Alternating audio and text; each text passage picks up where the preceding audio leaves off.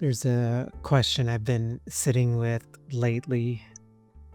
How can I grow generational wealth without performing it on social media? Not announcing it, not signaling it, not turning it into content, just building it like folks used to do. Because if I'm honest, the loudest versions of wealth we see today don't feel very wealthy at all. What I mean is, they feel anxious, they feel performative, they feel exhausting, and the older I get, the more I'm drawn to a quieter path. When I was earlier in my career, I absorbed the message that many of us did.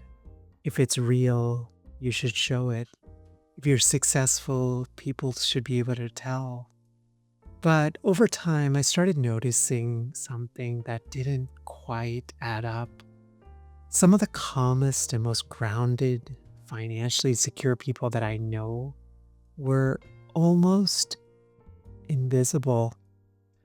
No flexing, no loud spending, no public scoreboard, which led me back to a book I read years ago, The Millionaire Next Door. What struck me then, and even more now, is how unremarkable most wealthy households actually are. They didn't live in flashy neighborhoods.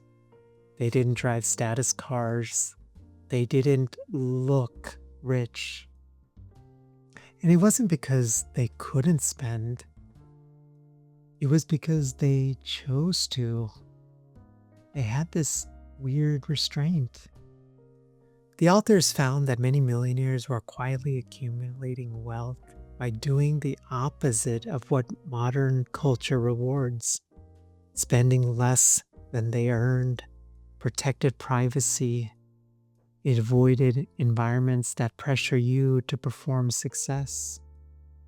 Their wealth grew not because they optimized for appearance, but because they optimized for margin, patience, and independence.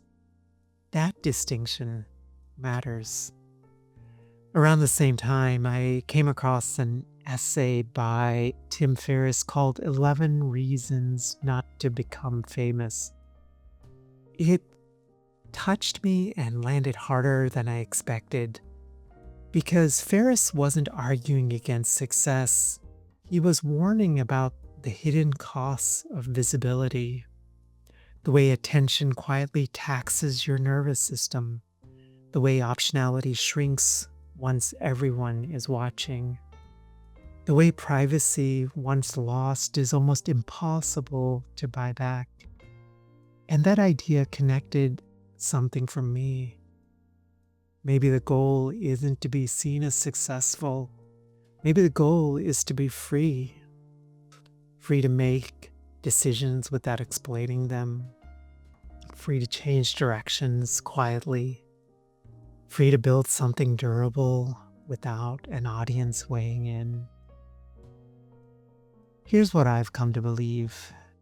Generational wealth grows best in low noise environments. Not because social media is evil, but because constant visibility subtly changes why we make decisions. When your progress is public, spending becomes signaling, growth becomes comparison, and patience becomes weakness. But when your work is private, something shifts. You start asking different questions. Does this actually improve our lives? Does this protect energy, health, and relationships? Will this still matter in 10 or 20 years? That's a different operating system. For me, this has been redefining what enough looks like. It's meant choosing long-term investments over short-term applause, depth over reach, stability over speed. It's meant resisting that pull to turn every win into content, and instead letting some things just compound quietly. Not because I'm hiding, but because I'm protecting margin, protecting family life, protecting the freedom to move slowly and intentionally. If you're someone who feels uneasy about this attention economy that we're living in, if you've sensed that loud success doesn't always equal real security, if you're curious about building wealth that doesn't require performance, maybe you're not behind. You might just be playing a longer game, a quieter one, and in the end, those are often the games that last. If this way of thinking resonates, I would love to invite you to subscribe to this channel. This is where I explore quiet leadership, calm wealth, and building businesses that protect the life that you want to live, not consume it. And if you want to go deeper into these topics, I write a twice a month Quiet Builder newsletter. It's for thoughtful professionals who value privacy and optionality and long-term clarity.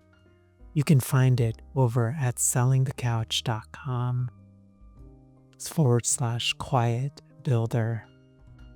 Let's all build quietly and let's let compounding do the talking.